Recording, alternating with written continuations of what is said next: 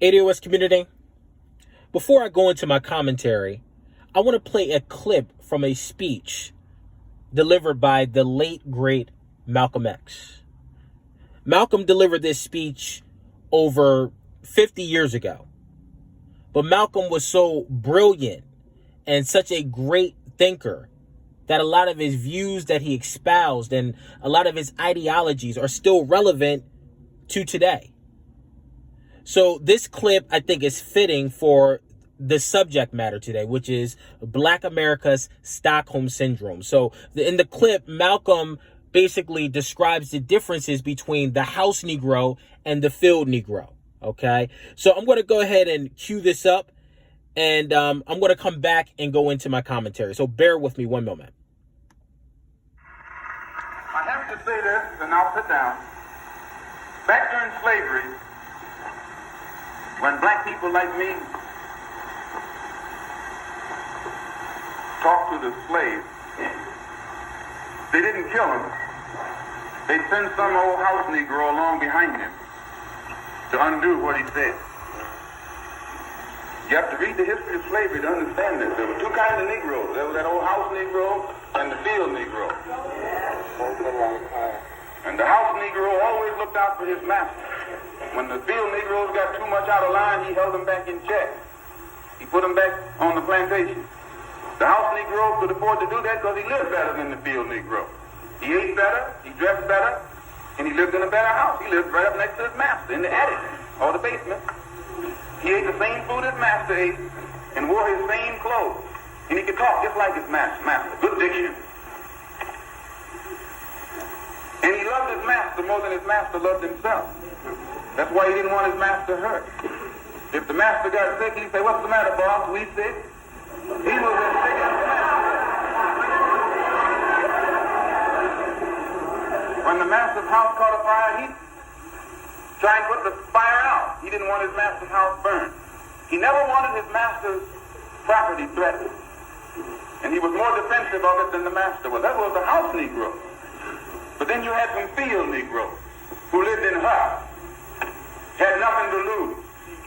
They wore the worst kind of clothes. They ate the worst food.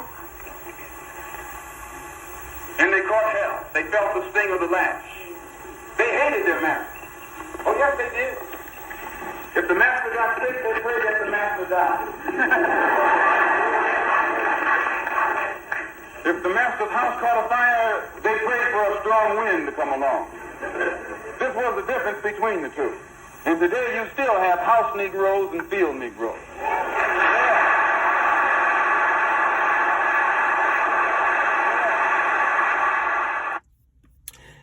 Malcolm X was a great man. He was a hero. ADOS, I'm going to read through two articles.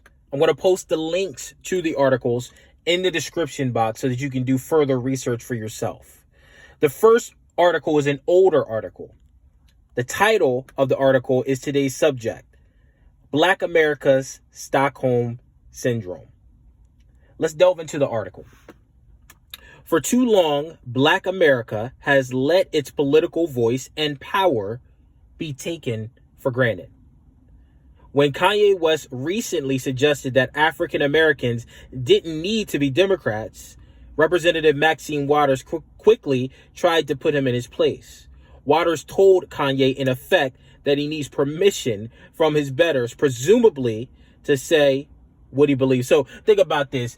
As a black Democratic voter, or as a black voter in general, you're not allowed to think for yourself. You don't have that type of power. Other people think for you. Other people tell you what to vote for, who to vote for, etc., etc.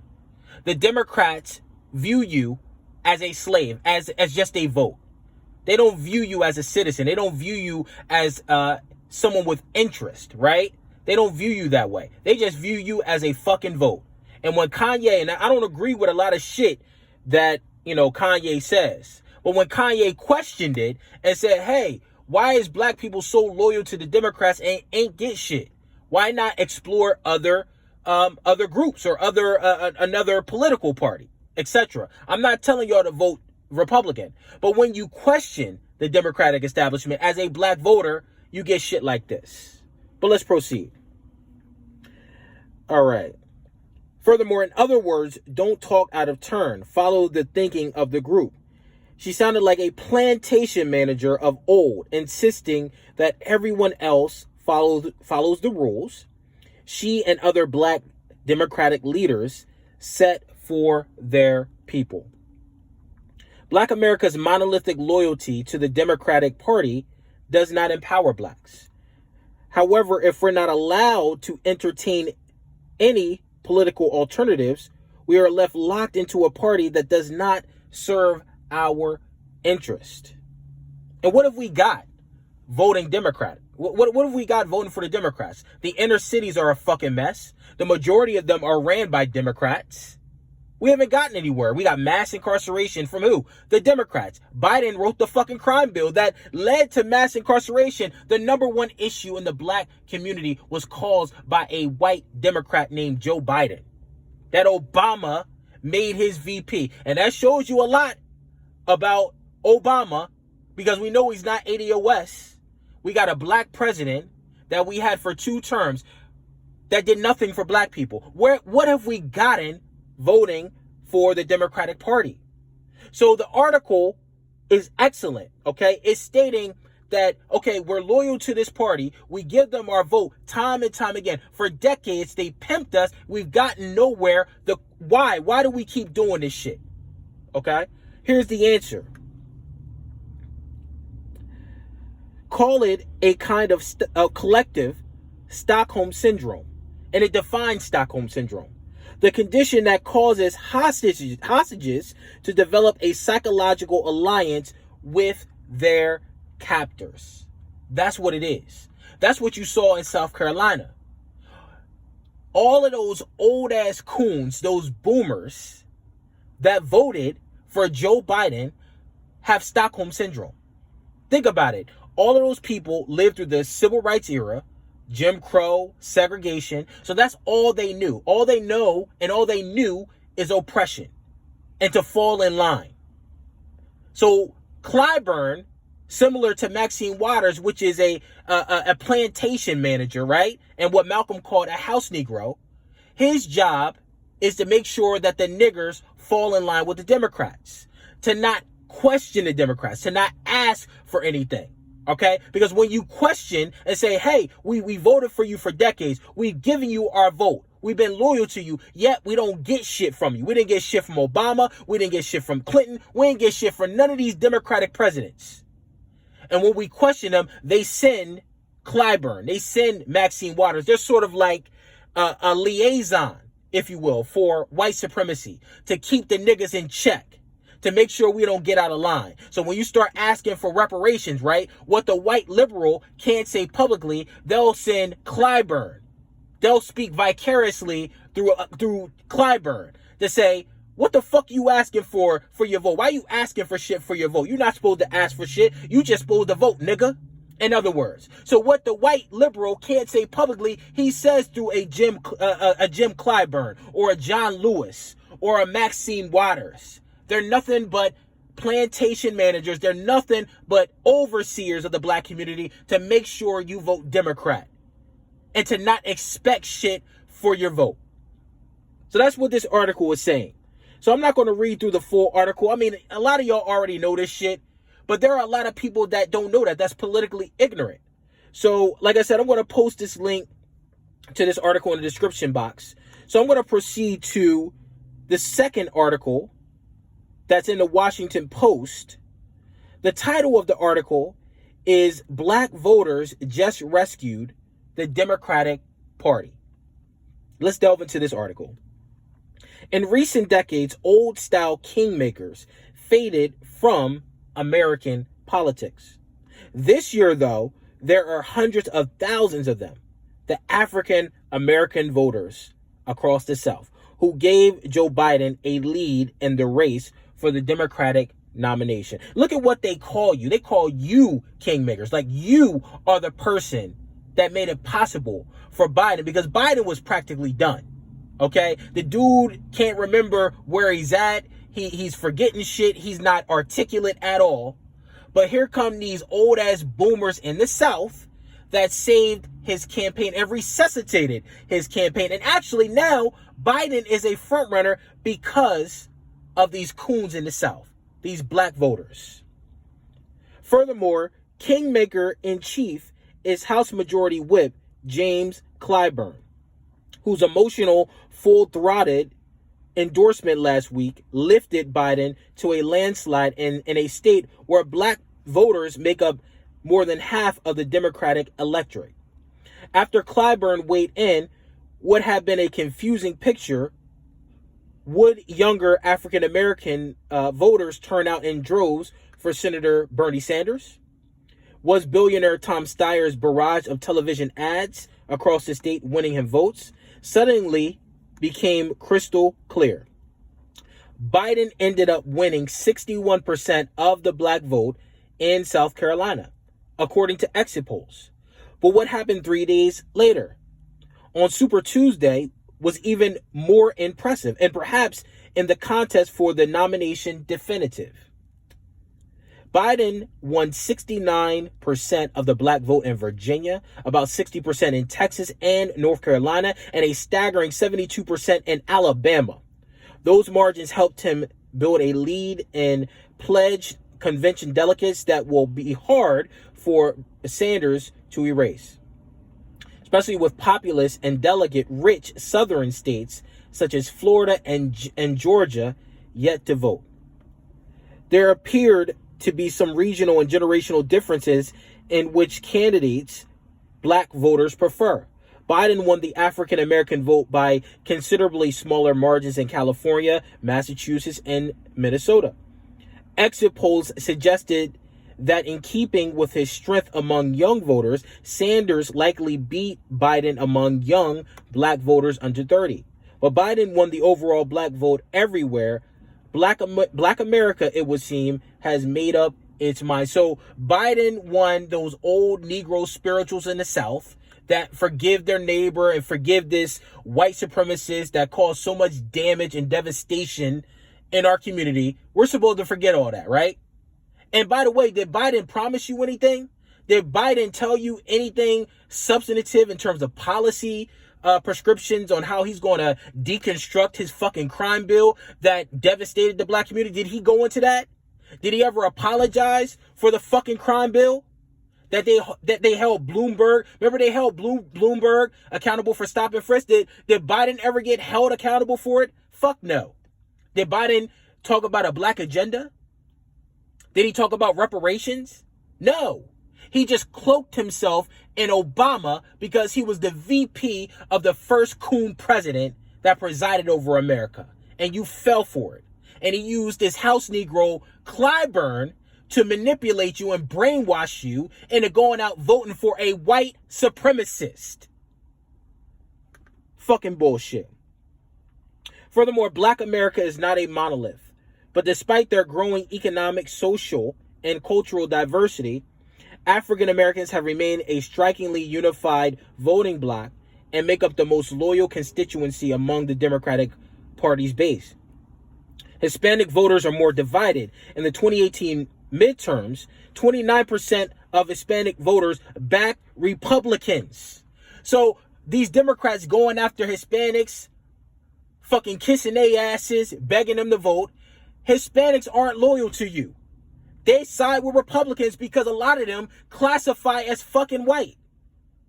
So you keep going out there begging for Hispanics to vote for you, pandering to Hispanics that aren't loyal to you, but you overlook the loyal key constituency in your party. And the reason why they overlook us is because we keep running to the fucking Democratic plantation. Like Malcolm said, Malcolm spoke metaphorically.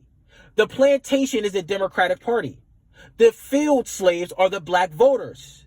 The House Negroes are the Clyburns and the Maxine Waters. They're there to make sure that black people fall the fucking line. And Biden is a fucking plantation owner. He probably told Clyburn, make sure those fucking niggers vote for me in South Carolina. And Clyburn did it. See, Clyburn don't give a fuck about you. He don't give a fuck about your interests. He don't give a fuck about our community. He don't give a fuck about mass incarceration and police brutality. He don't give a fuck about you because he gets those congressional benefits and he keeps that congressional seat because that's what he's there for. He's a liaison for white supremacy. ADOS.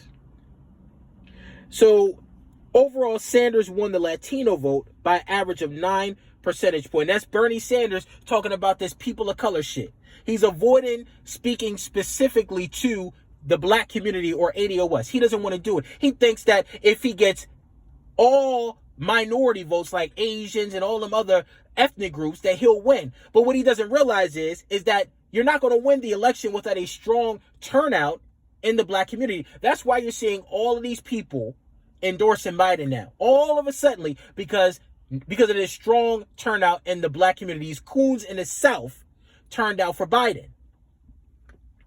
So furthermore, among black voters, Biden is clearly helped by having run and served with former President Barack Obama.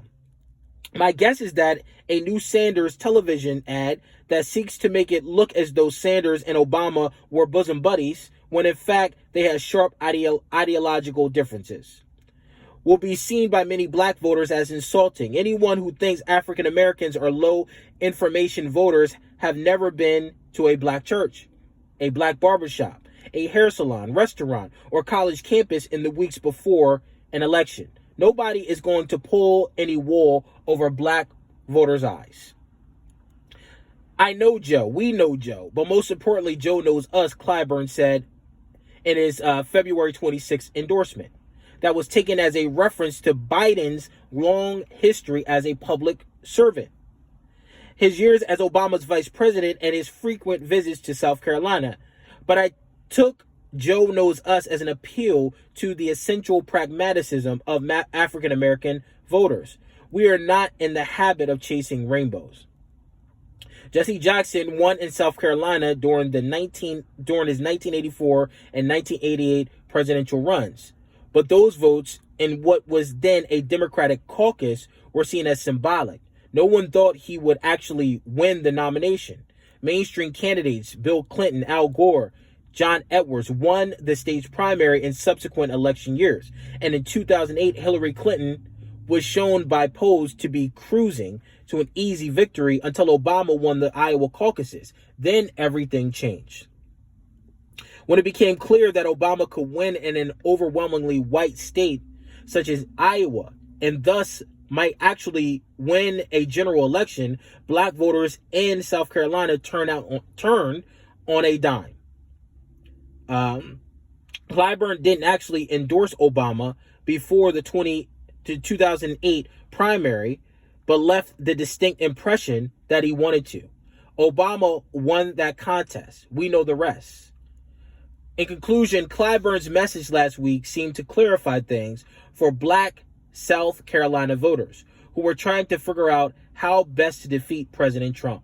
The landslide those voters gave to Biden seemed to clarify things for black voters in the Super Tuesday state.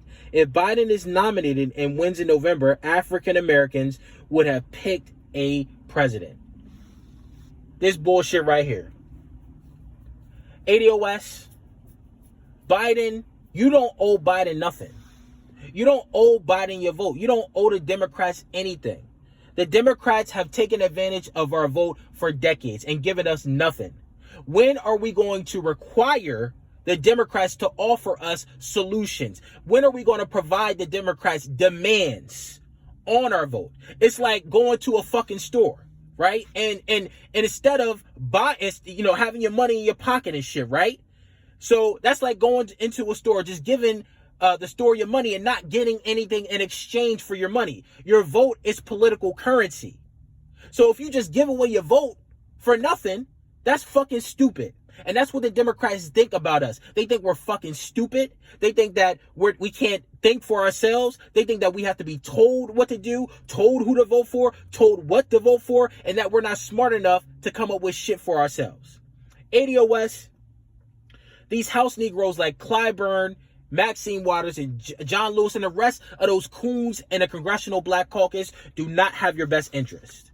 They are there to protect and maintain white supremacy. They are there to keep you as a bottom class in American society, and that you don't rise above. ADOS, the new black media, we ain't sellouts like Clyburn. We have your best interests. We are symbolic of the field slave that Malcolm talked about. We're not the house Negroes. We're here to tell the truth. We're here to represent your interests. And we're here to demand that the fucking Democrats come up with a fucking black agenda and reparations. And that's plain and goddamn simple, or Trump's going to be reelected. So that's us. We're causing this national conversation. We're causing Democratic candidates to come up with a black agenda. We're causing them to talk about reparations, not these coons that suffer from Stockholm syndrome. It's a new black media. It's a new day.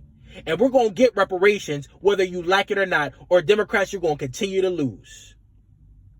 But that's all I got to say. Make sure you like, make sure you share, and make sure you subscribe to my channel. Drop a comment. I want to know what you think about this subject. But I appreciate all the support.